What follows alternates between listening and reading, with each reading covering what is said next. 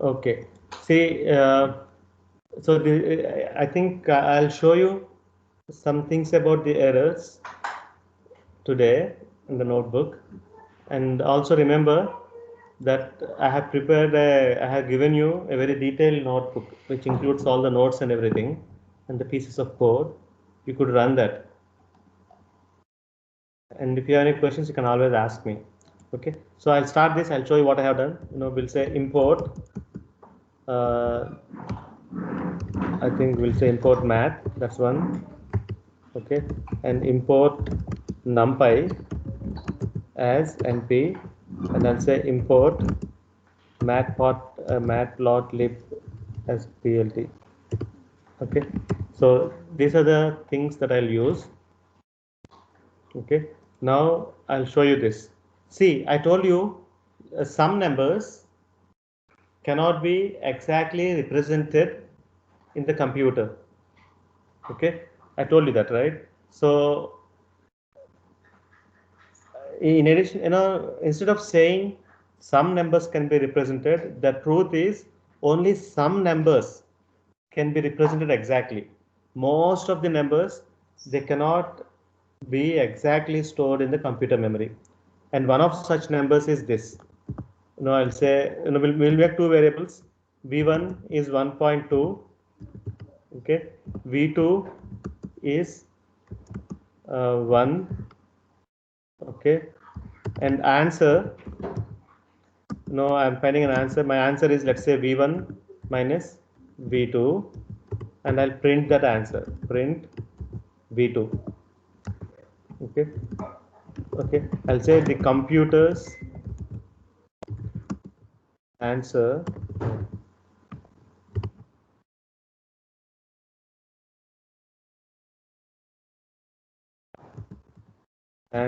is, okay, ANS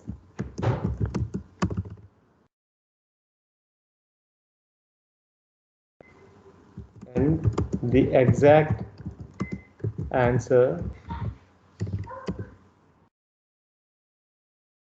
is, okay. So see, in V1 we have 1.2, V2 we have 1.0. So what should be the exact answer for this? What is the correct answer for this? For this simple expression, V1 minus V2. What is the answer going to be?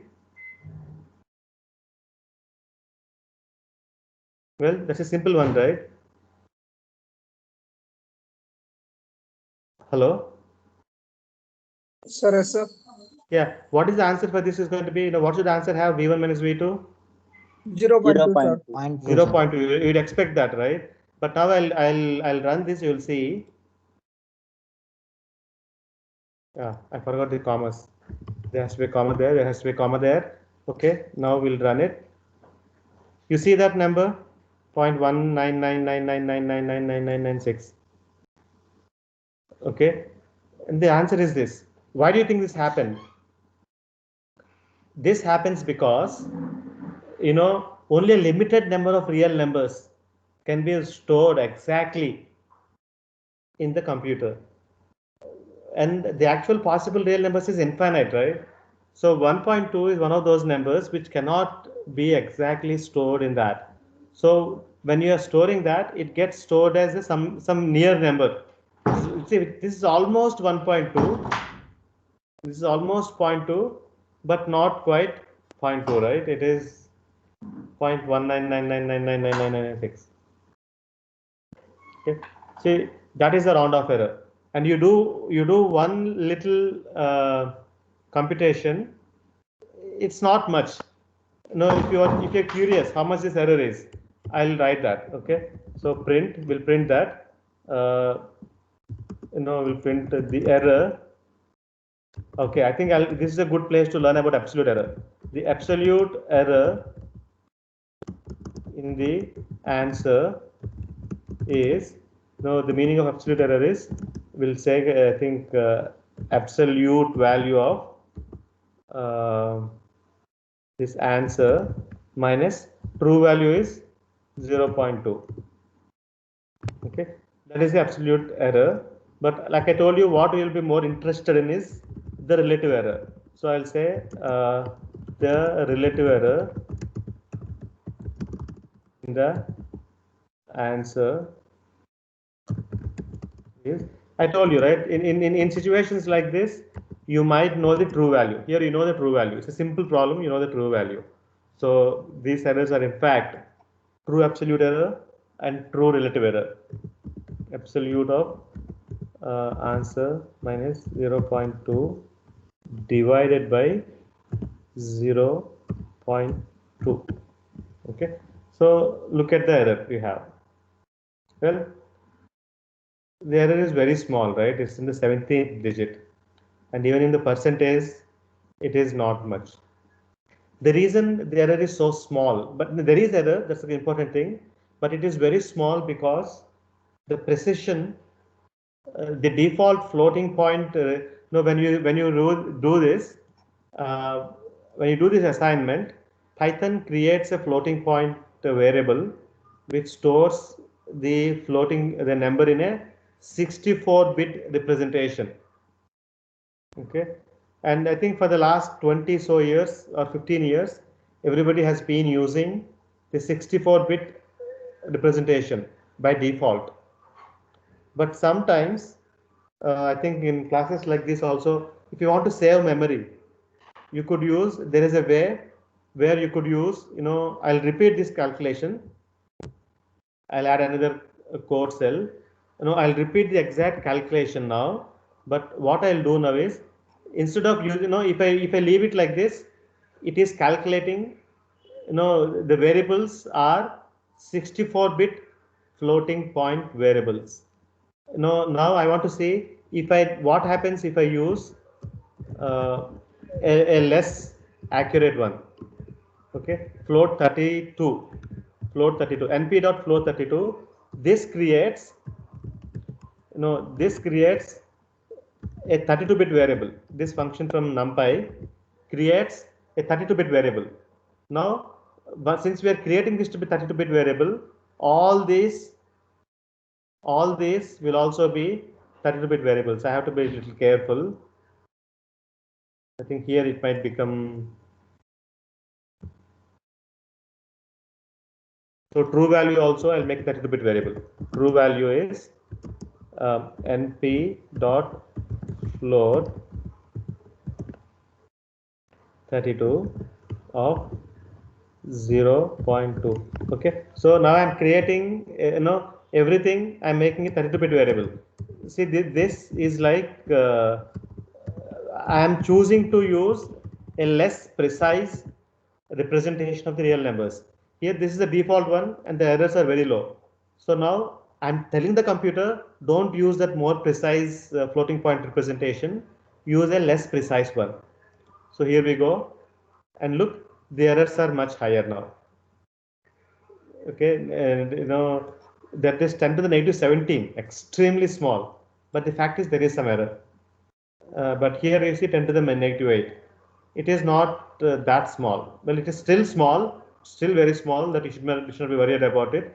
If you want to test it with even a small floating point, 16, this, if you don't need too much precision, there's another thing you could do, float 16. This will show even more error.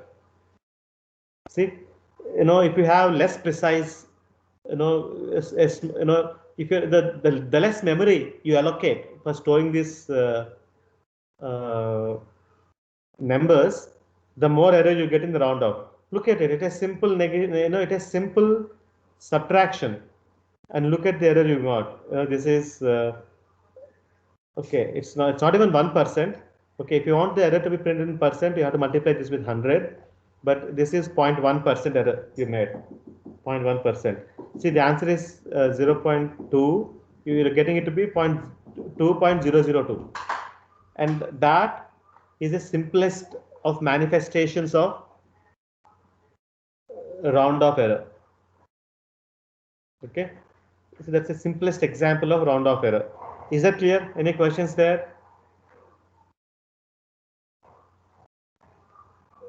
See, I think only thing that could be confusing here is the default one. If you say v1, v2 equal to some number, the default representation the data type that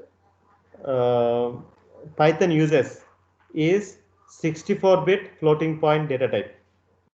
But here you are forcing it. I think I tried to float 32, np.float 32 1.2. That has forced the Python to use a less precise data type, a floating point of 32 bits. And then I did with 16 bits. And as you can see, the smaller size I use for the float numbers, this one gets increased. But strictly speaking, it is not much of a concern because typically we use this and the errors are very small. Any question there?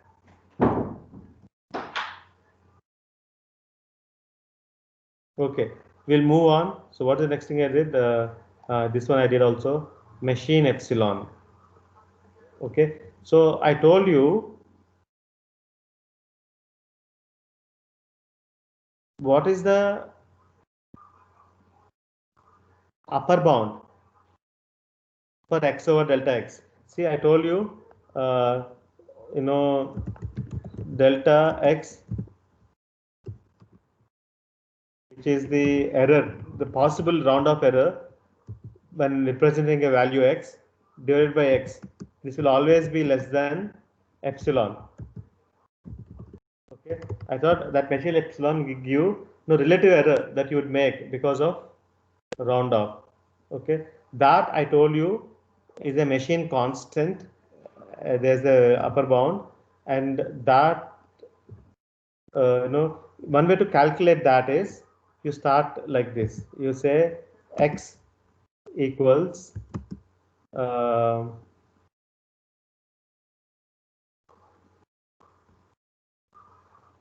yeah, actually it'll say epsilon. This is only name. Okay, you start with 1. Okay, and then you say make another variable, and we call it 1 also. I think it will be funny. 1 equals, this is also 1. Okay, now you do this for while loop is like this, while EPS plus 1 is greater than 1. Okay, then you will say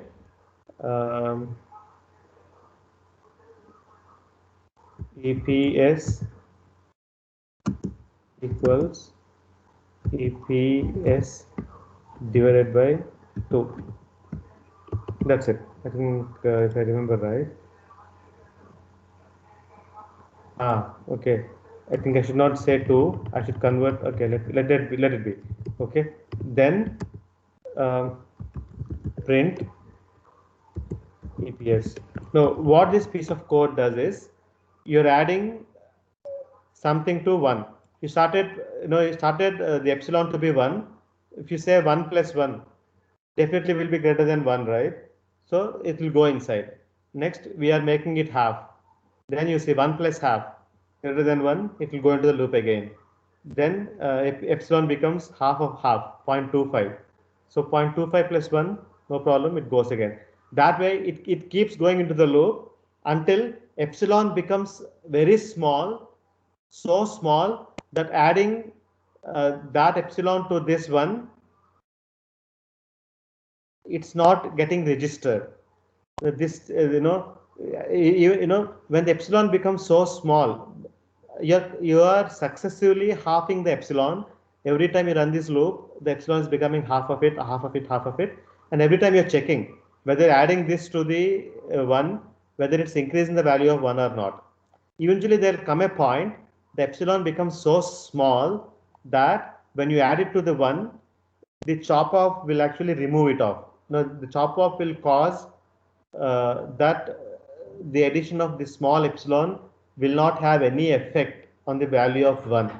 At that time, the loop will stop. Then we are checking what is the value of that epsilon when this condition failed. Okay, that is the machine epsilon.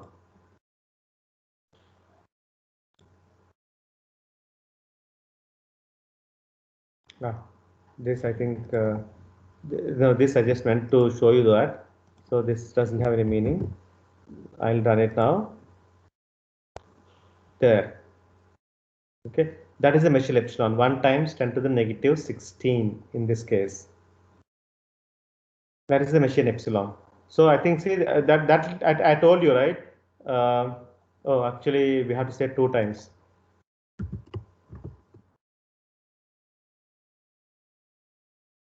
Because that one did not get registered. So we have to go back to the last one that got registered. So this is the kind of upper limit. And you see the answer you got there, this one, absolute error. Oh, okay, actually, delta x by x. So, it's in the same order, like I said, it gives you the limit of that. So, again, for this representation, the machine epsilon is 2 times 2.22 times 10 to the negative 16. What happens to the other one? Okay, the other representation we discussed was float 32 and float 16. Let me do it with float 16.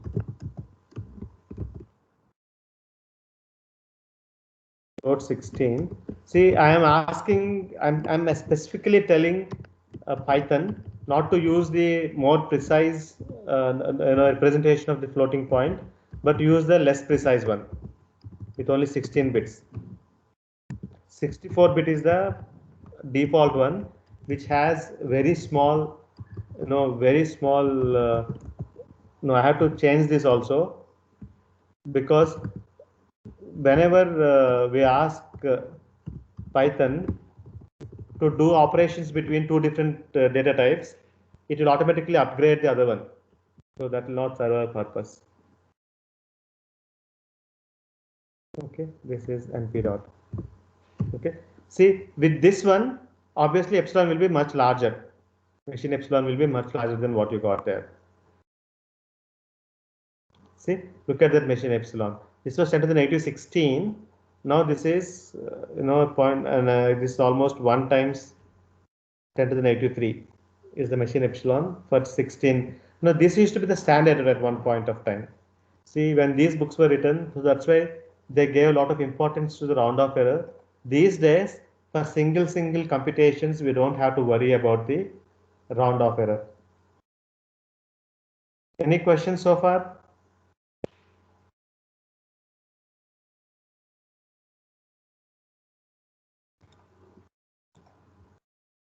Okay, let me see. Okay, so this is what I wanted to show you. I think this is going to be interesting.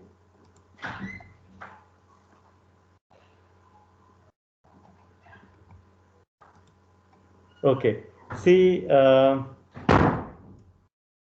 let us say you want to calculate n by d. Your answer is, n is, I'll give a large number. I think I got good numbers with 60. I think let me use the same numbers because I did some experimentation with it. 600,006. Okay, 600,000 and d equals 6.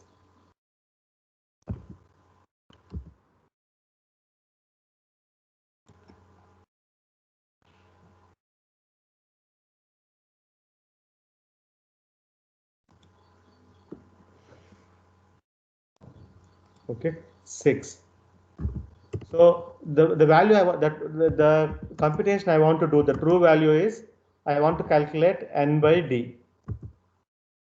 Okay, that is easy, right? That is 100,000 because we are dividing 600,000 by 6. But instead of doing this way, to demonstrate the effect of round off for large computations, instead of doing it this way, I'll do it in a different way. Okay, I'll say x equals, okay, and I'll use floating point number, less precision. Okay, let me do it regularly. 1 by d, okay, and sum, let me say, sum equals 0. So what I'll do is, instead of calculating n by d directly, I have found the fraction 1 over d, and I'll add it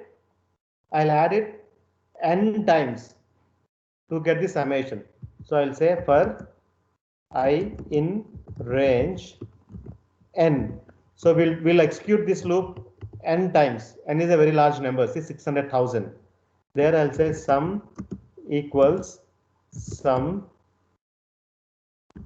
plus x.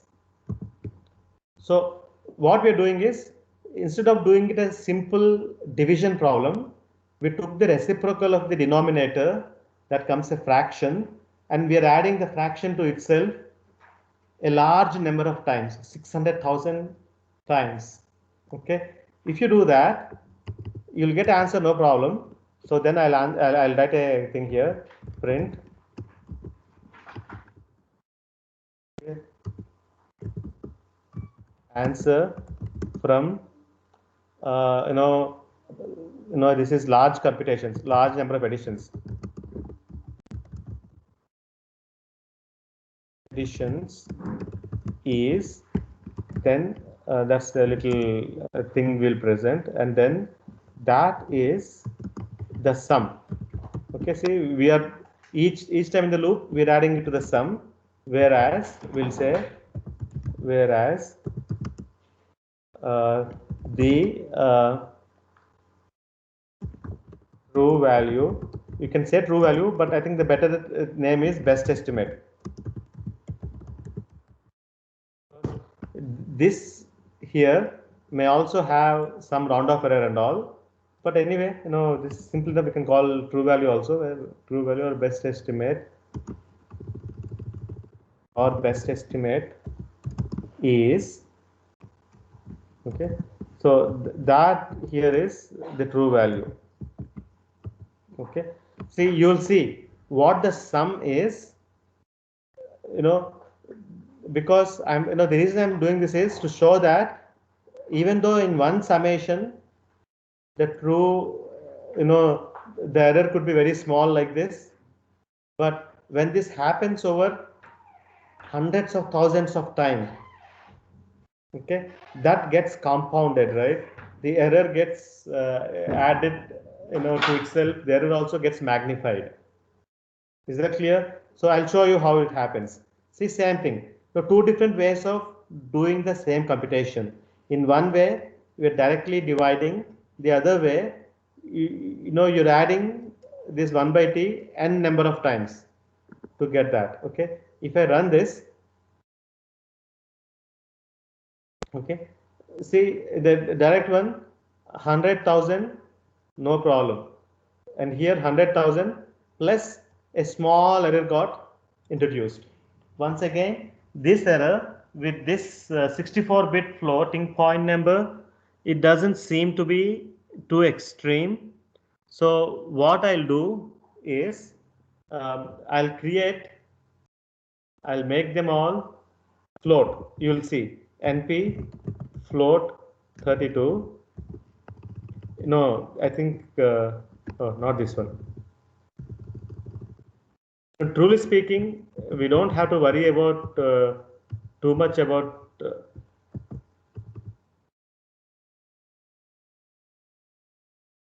okay. Now the only difference is for this infinite summations, the large number summations, I'm using float 32. Now see what happens. Error happens.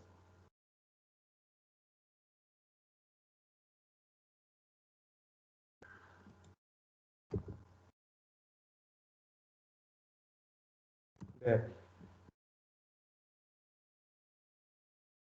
Okay, look at that, 9960.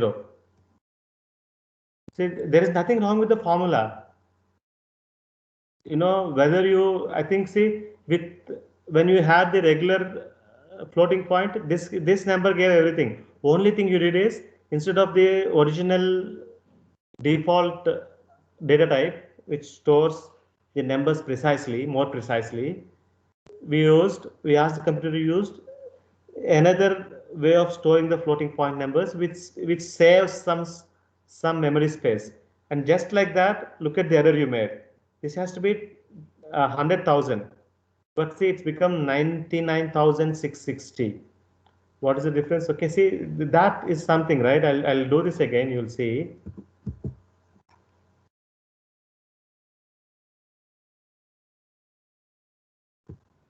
The only difference is this part. If I let it use the original default values, there is no error in this formula. See, the only thing I changed, right? See, look at that. Again, there is some error, but it is very small. But when I chose to use the less precision one, look at how bad the number becomes. See, there is an error of well, I did not calculate the error. I'll show you. I'll calculate the error here. You'll see that.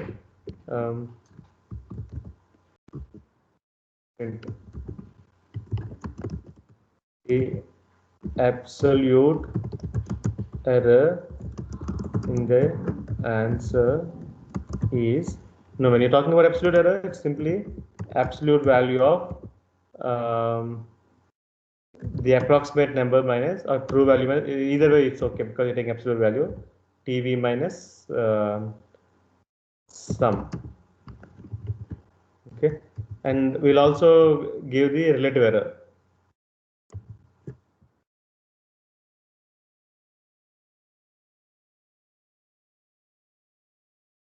Relative error. So when you want relative error, you have to divide that with the true value, and to make it look nice, I'll also multiply with 100. So we get it in percentage. So I'll also add a tag saying that it's percentage. Okay. So if I run this now, see, the true value for this this one is supposed to be 100,000, but since we are on purpose using a less precision floating point number, so we made an error at, we got this one that amounts to an error of 339, and percentage wise it is about 0.34 percentage error we are making. Okay, you know how to make it even worse? Instead of 32, if I ask the computer to use even less precise floating point representation, float 16, and Python lets you do that, then you will see that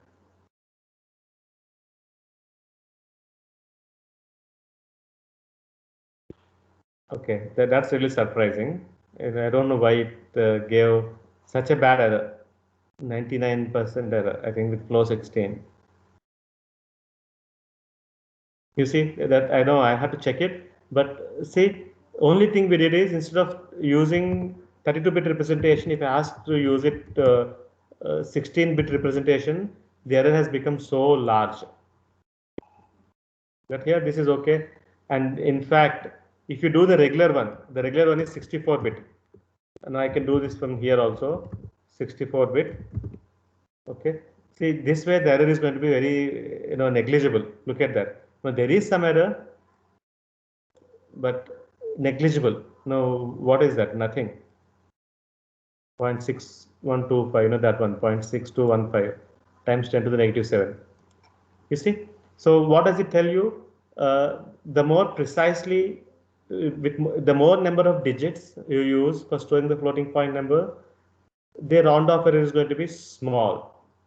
That's one thing I want you to understand. The other thing I want you to understand is the more number of times you do the computations, large number of computations, the floating, the round off error, it gets accumulated. You may think that it's not important. See, for example, I'll show you. You remember this number, 6.215, 10 power 97. Okay. If I do this, instead of 100,000 times, if I do it million times, let us see what happens to the error. See, it increased, right? Now it is 8.634, 10 to the negative 5. It used to be 10 to the negative 7 before. Okay. And how bad does it become if I use the float 32? Float 32, and I'm doing a million additions. Each addition has a very small error, but over a period of million, look at that, 104339. See, there is 4% error.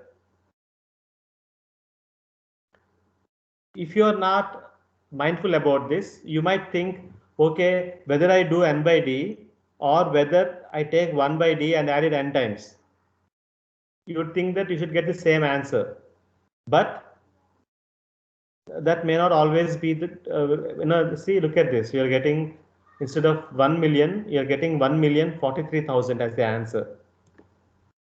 And the reason for that is round off error. Any questions so far?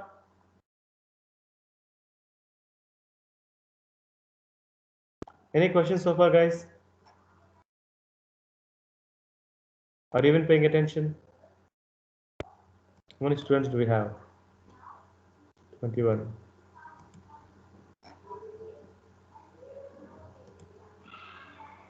Hello? Can you guys hear me? Yes, sir. Yes, sir. So any questions there? What is your name? Srinath, sir. Srinath. So any questions, Srinath? Are you guys following even? No, sir. No question, sir. Oh, I thought you said no, I'm not following. Okay. Okay. See, so far I have done shown that in a simple computation there could be a small round of error, but that round of error will be more if you use less precision, less precise data types. I told you, right? By default, if you ask Python to just make a variable, it will make a 64-bit floating point variable, which is very precise, and it will give values like this. But just for the sake of demonstration, I showed you, if I specifically ask Python to use a shorter float, okay, a float with only 16-bit of memory, I showed you that there could be some significant errors even in single computation. Then I talked about epsilon, machine epsilon, which is the smallest, this is an upper bound for the round of error you could expect in storing a number. And then I told you about, in doing large computations, how the round off error could get accumulated, even though for a single computation it may be small, but when you do it multiple number of times, hundreds of thousands of times, it could get accumulated. I shown you an example here with a 32-bit floating point number. When I do these computations, it comes up with an error of 4%. See, 4% is a significant number. Instead of saying 1 million, which is the right answer, I'm getting 1,043,000. Imagine that. Okay, now moving on, subtractive cancellation. This again is a kind of interesting idea. Okay, I'll explain the problem here because I need all the notes here. See, you look at the equation, x square minus 5,000.002 x plus 10 equals 0. Okay. Well, if you are good at mathematics, you could see that, you should be able to see that this equation can be factorized as thus: x minus 5,000 times x minus 0.002 equals 0. Okay, if you could see that, then you'll immediately know that the two roots of the equation are 5,000 and 0.002. Okay, so this is the quadratic equation, and for this equation, these are the two roots. Okay, and this is kind of an analytical solution that you have done.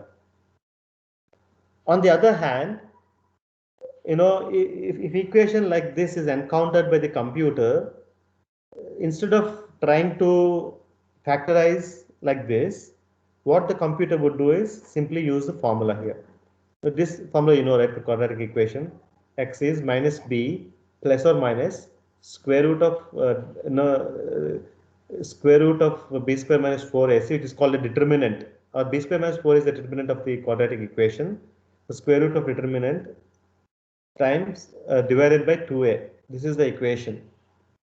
Okay. Now, what is the context? Why am I telling you this? If you look at the coefficients here, 5,000 is B, okay, and A and C are 1 and 10. Now, what happens here is, when you have b and b square minus 4ac. See, 4a, b square is 5000 square. 4ac is simply 40. If you subtract 40 from 5000 square, which is 25 million, you just subtract 40 and take a square root again. That is going to be damn close to 5000. Okay, so what happens is b and square root of b square minus 4ac are going to be very close to each other, right? So when that happens, I told you that leads to subtractive cancellation. So in one of these roots, you will subtract b and square root of this. Whichever root that is, that will have error because of subtractive cancellation. And that's what I'm trying to demonstrate now. Okay, again, to just magnify that, I'll use floating point numbers. I'll use 32-bit float representation of the numbers, and also to clearly establish that subtractive cancellation is indeed the problem. What I have done is, see, I could factorize, right? This same formula, if I multiply with in the numerator and denominator with the conjugate of this expression. What is the conjugate of the expression? If I have b plus square root of b square minus 4ac, the conjugate of that is going to be b minus square root of b square minus 4ac. If I multiply numerator and denominator, then I'll get this one. Okay, you can check that. I'll not go into that algebra. This formula and this formula are same. Only difference is we are I am multiplying that with with some same factor in the numerator and denominator and arriving at this new formula. Okay, so that is the background. Anyway, again, the reason I'm saying it is because in this formula we can make up ABC such that this term here and this term here are very nearly equal. If they are very nearly equal, then this problem of subtractive cancellation arises. I'll show it to you here. So we'll do a new code. So I'll say A equals 1, but I'll say np dot, okay, can I have it? np dot float 32 of 1. No, I'm doing this because I want to force Python to use less precise one. Because the default one is very accurate. I think we will get errors, but they're going to be very small. The B is, I think I said 5000.002. Again, the reason I'm doing this is so that we get reasonably, to accentuate this the problem of subtractive cancellation. Okay, these are specifically chosen coefficients so that they magnify the problem. They kind of make it bad, make it worse, so it's clear, we can clearly see it. Okay, then I said discriminant. This discriminant is square root of b square minus 4ac. So I'll set b. Okay, b, that will do the square minus 4 times a times c. Oh, if I got b is negative of this. Okay, b is negative of that. Okay, and then square root. So square root, what I'll do is I'll say raised to 0.5. Power 0.5 is the same as square root, right? So that, and then now I'll say root 1. The first root is, I'll say minus, I think, yeah, minus b plus d. No, d is square root of b square minus 4ac. I did it there, right? Divided by 2 times a. That is my root 1, and root 2 is minus b minus d. Okay, so this is the root, because b has a negative sign. So this is the root where we will have the problem of subtractive cancellation. Okay, divided by 2 times a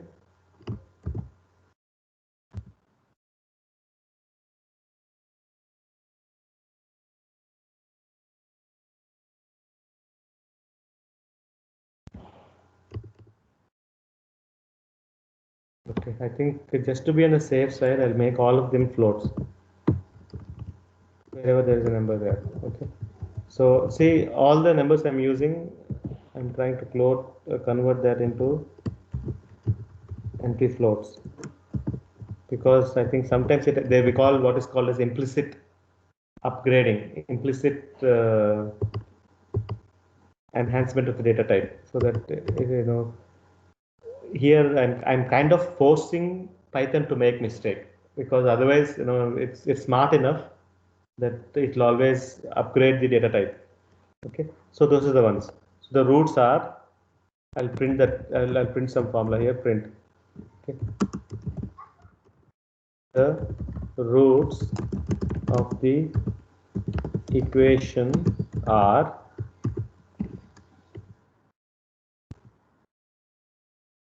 so we have R1 comma R2. Okay, so I'll do this now. You'll see.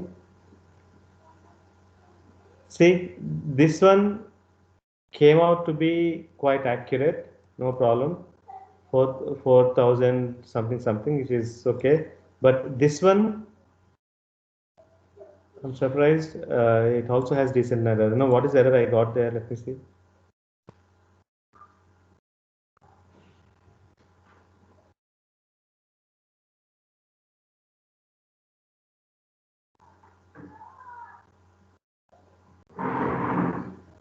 .197. So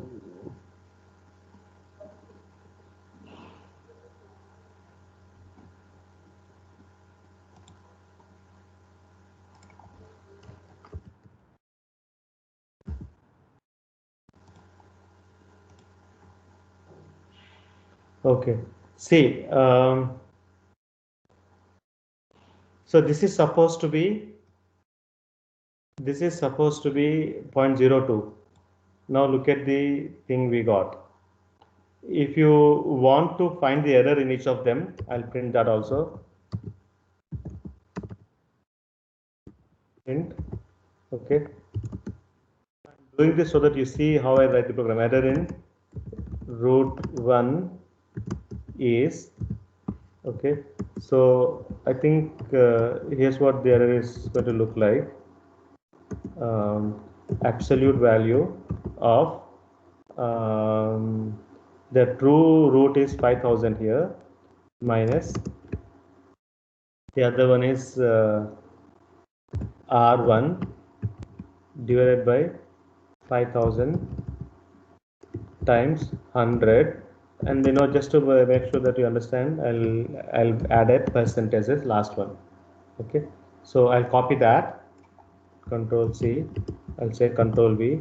The error in root 2 is the second root is 0.002. The true value is 0.002, and what we have the approximate is that divided by, we have to divide with the true value 0.002 into 100%. Okay, so this is fine.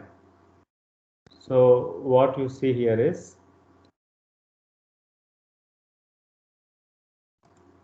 I forgot the comma there. Okay, if I run this, you see there is 1.17% error. See, that's interesting, right? Because this you would think instead of 5,000 it says 4999999, instead of 0.02 it has this.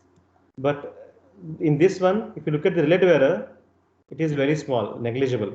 In root 1, relative error is very small.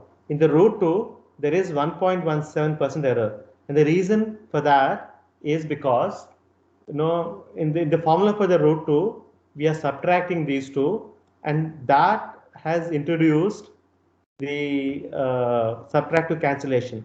That is where the subtractive cancellation has contributed towards higher error in the root 2. How do you know this for sure? I can show you how you can know this for sure. I'll copy this. Okay. Now I'll use the other formula. In the other formula, what happens is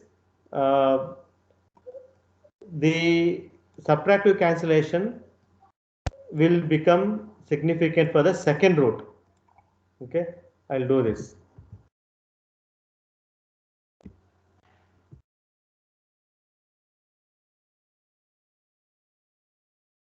This is b minus d, it becomes, and this is b plus d. Okay, so instead of this is 2c.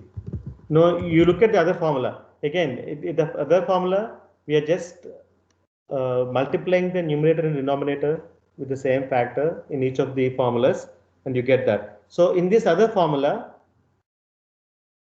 what happens is the subtractive cancellation becomes an issue for the first root.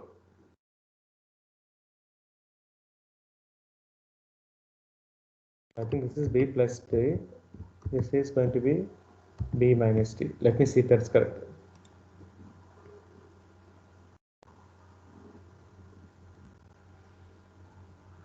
True.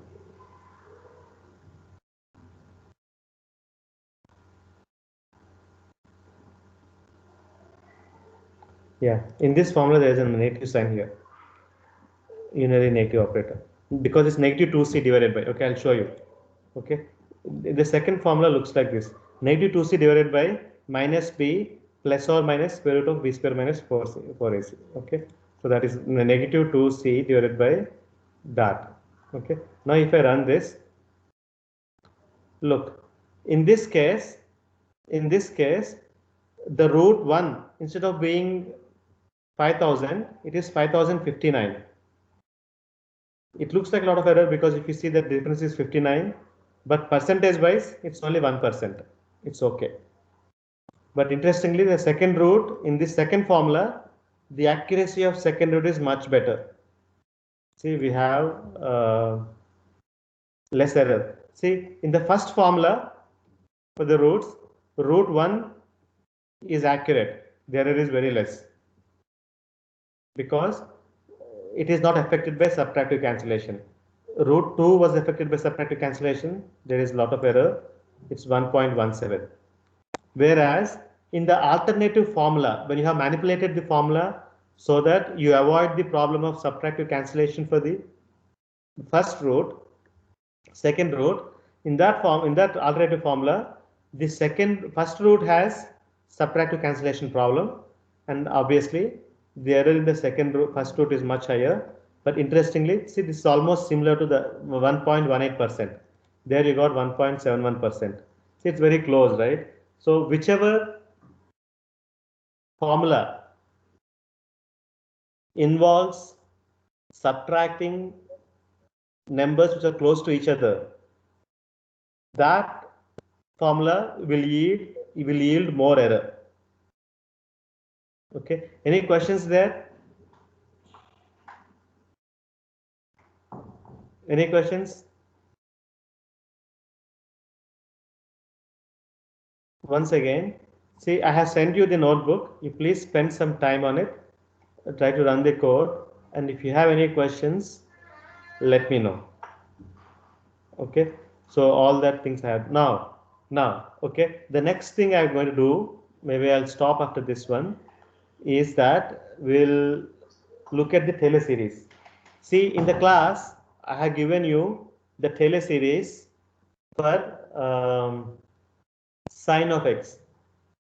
Using the same method, you can also find the Taylor series approximation for exponent of x, e power x. Again, I think you can try this. Use the same base point, 0. You find the derivatives of e to the x at point 0. And you know that e to the x is basically function first derivative is e to x, second derivative is e to x, third derivative is e to x. It's like that, right? So then at x equal to 0, all function value and derivatives are ones. So this is Taylor series where f of base point is 0, I'm sorry 1, f prime of base point is 1, f double prime of base point is 1, f triple prime of base point is 1. So if you do like that, you'll see that this is the Taylor series approximation, the Taylor series expansion of the exponential function. Okay, now the question becomes, it says that e to the x could be this function here. Now if you want to use this function, then you have to decide on how many terms to use. If you use only one term, then you will get e power x is approximately equal to 1. Well, obviously it's not correct. If you use two terms, you'll get e to the power of x is 1 plus x. Again, not too correct, but better than the first one. If you use three terms, then you'll use that e power x is equal to is almost equal to the polynomial 1 plus x square plus 2. Well, we are a little bit getting better. If you use four terms, you'll say 1 plus x square by 2 plus x cubed by 6. Now, what I'll do in this is I'll try to compare these curves. How does this curve compare to e to the x? How does this polynomial compare to e to x? How does this polynomial compare to e to x? That's what we'll do, and I'll show you how we do that. Okay. So the first thing I'll do is I'll do this comparison in a range of 0 to 4. So for that I'll create np dot a range. I think last time I did use linspace, and I'm guessing I told you about a range also. I'll say 0, comma 4.001, comma 0.001. What this command does is it creates an array of x starting with 0 and ending with 4. See, the last value, this one will not be included. The one before that will be included, which is 4. And then the spacing between two consecutive points is going to be 0.001. So what this creates, I can show you here. I think I had done this again last time, but I'll show it to you again. This is a numpy function. What it does is, see, it has created that array 0.001.002 all the way till 3.3999. How do you know? Okay, I think probably this is not needed. I thought it's like range, but it's okay. So this is not needed. Okay, 4. See, we have 0.001.002 all the way till 3.997, 3.998, 3.999. That's what I thought. I think we don't need this.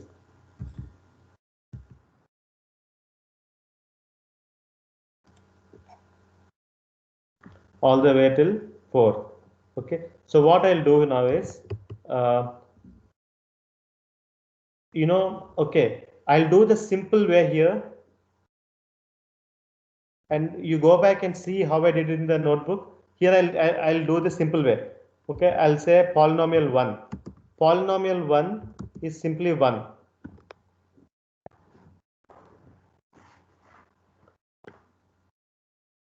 Okay, so polynomial 1 is simply equals to 1. So I'll say np dot ones of length of x. So what this does is it finds how many elements x has, and np ones creates an array of ones of the same length. This is for the polynomial 1. Polynomial 1. No, this is a polynomial 1 where it simply equals e power x equals to 1. That is the first one. Okay. The second one is going to be p2 is going to be 1 plus x. So I can say 1 plus x. Now this x is an array. So each element of that array gets added, 1 gets added to each element of that array. There's no problem there. And p2 is 1 plus x plus x square. So x multiplied by x. Okay, so this is third polynomial. We're adding, no, we're using different polynomials. P4 equals 1 plus, okay, x plus x square plus x times x. Okay, divided by 6 here. Actually, I have to do those things. This is divided by 2 factorial, which is 2 divided by 2. Okay, so these are the three polynomials. Now, what I'll do here is I'll plot those. I'll say plot x versus p1. Okay, I think I have to, for plotting, I have to do PLT, which is the pyplot1. I imported pyplot as PLT, right? PLT dot plot, PLT dot plot of x comma p2, and PLT dot plot of x comma p3, PLT dot plot x comma p4. Okay, now these are the 4 different polynomial expressions, and the actual polynomial, the actual function is exponent. So I'll say NP exponent, because I'm taking the exponent of an array directly. I cannot use simple math exponent. I'll have to use exponent function from the NP NumPy library. So exponent of x. Okay, so this is what we have. So I'll plot that one also. Plot PLT dot PLOT x comma f. Okay, so I'll say PLT dot show. Now I'll run this. Okay, so as you can see, no, we have plotted a total of 5 lines in this one, and I'll tell you now. This is the e to the x line. This is the constant line, which is x equals to 1. This is x equals to 1 plus x, 1 plus x squared by 2, 1 plus x plus x squared by 2 plus x cubed by 6. See, as you're increasing more and more terms, this line, the polynomial, is getting closer and closer to the function. You see that, right?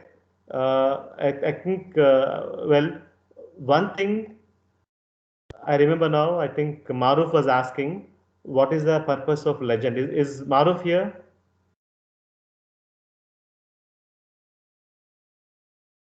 Maruf is from your section, right? Hello?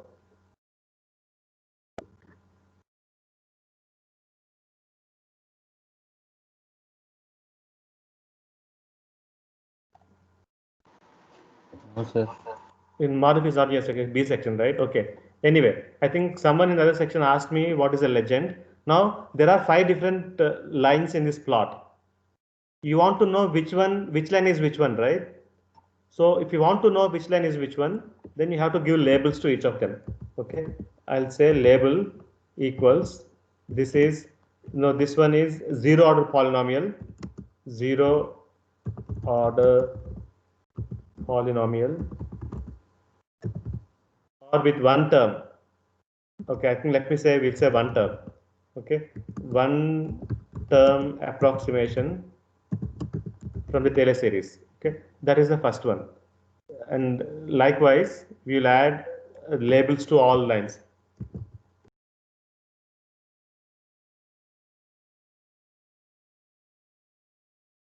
Okay, so first, in the first line, we have one term. This is 2 terms, 3 terms, 4 terms, and no, this is not 5 terms. This is the actual function.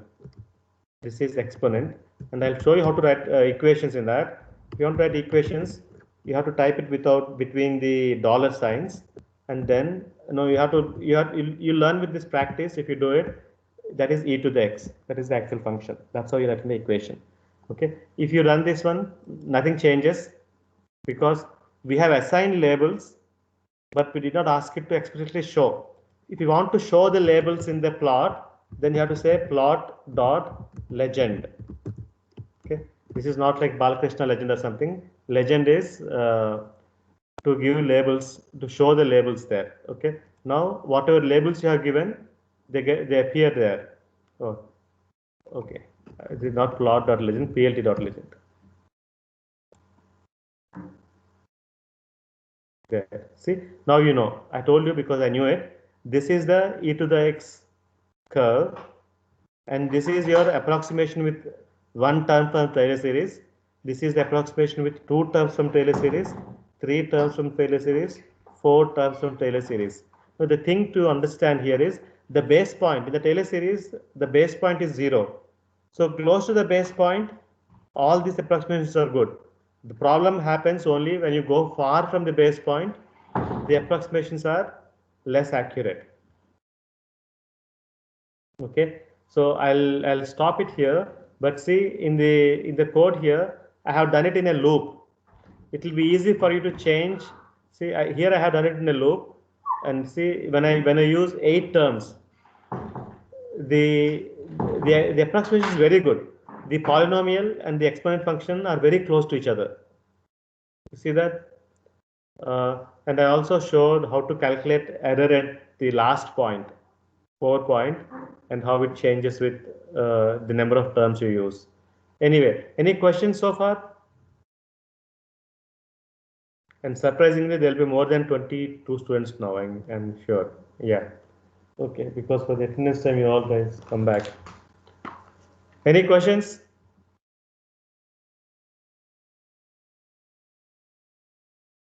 Okay, let me stop recording.